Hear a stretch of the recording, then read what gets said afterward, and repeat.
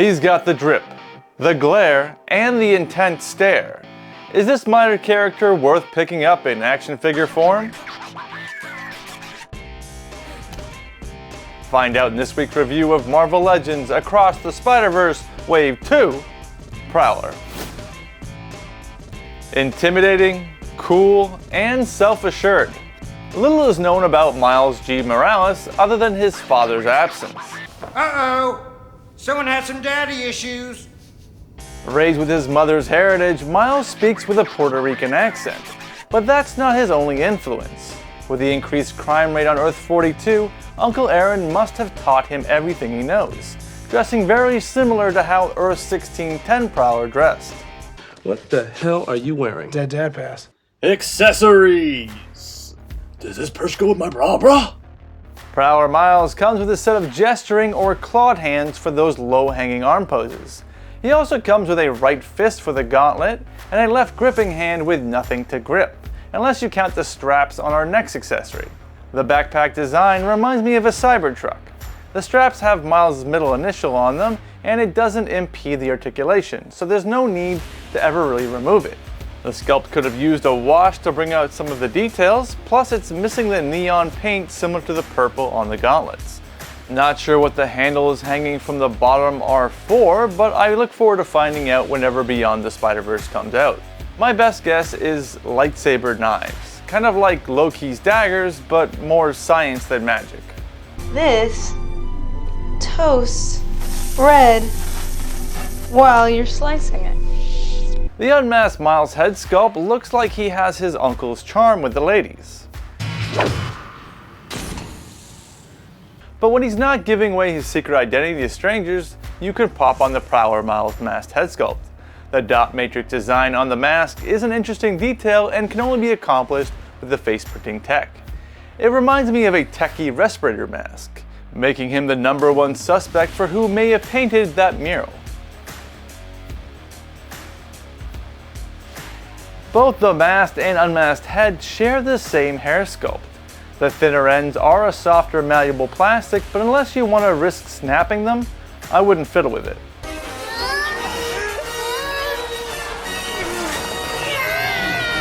Articulation, bruh. Head's on a double ball joint, allowing Miles to look down a decent amount, up a lot more, some left to right, and what you talking about Willis sort of tilt.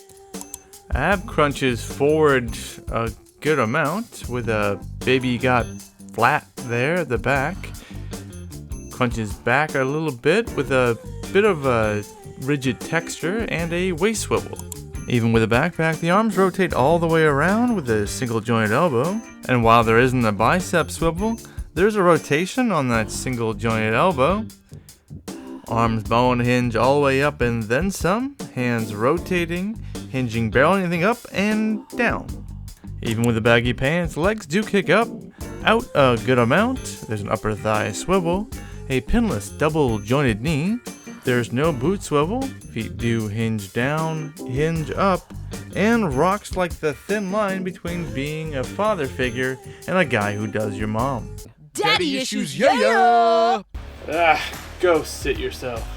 Whether he's crouching and ducking or prowling the streets, Prowler can go sit himself. Alright, first up we've got Miles' love interest, but will she have an interest in Miles G?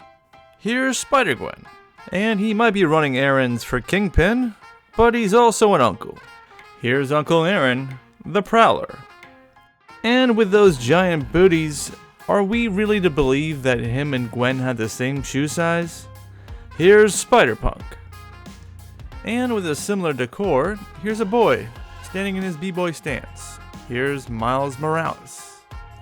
And from the same wave, a stripped down, updated version, the OG Miles Morales.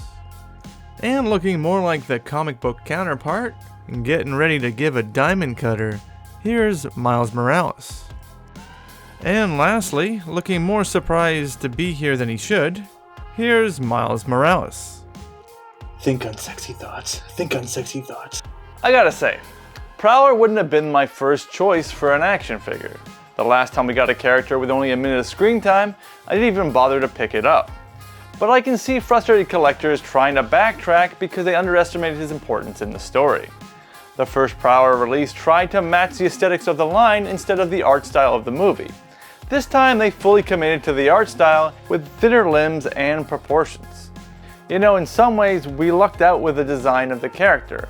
Prowler Miles could have easily had a cape like Uncle Aaron. And it's a no on the cape.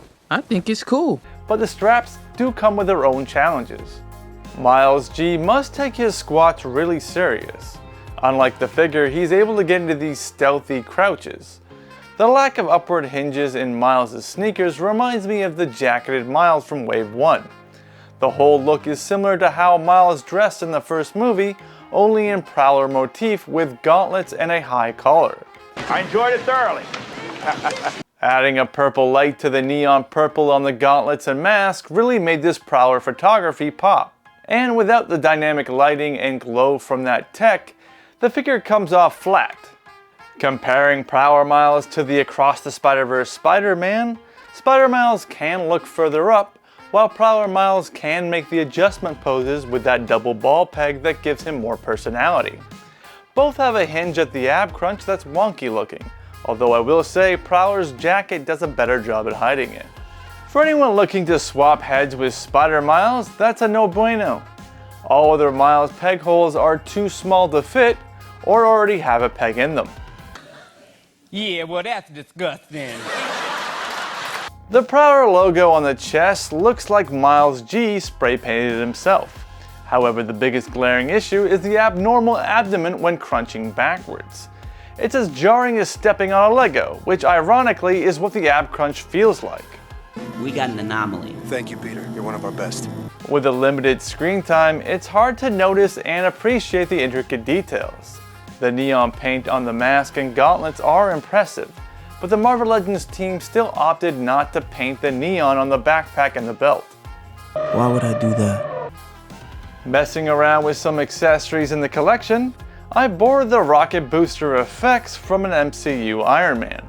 It's blue, not purple, but they do snugly fit in the peg holes in the bottom of the sneakers.